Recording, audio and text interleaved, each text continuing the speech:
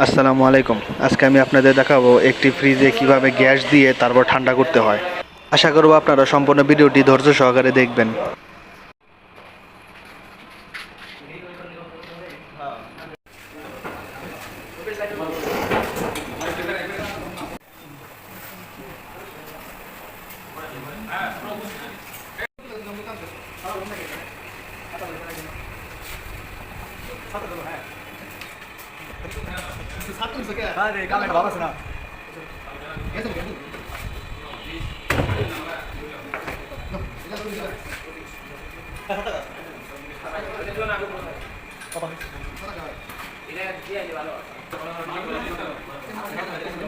ওরা অত কাট মানা করছে।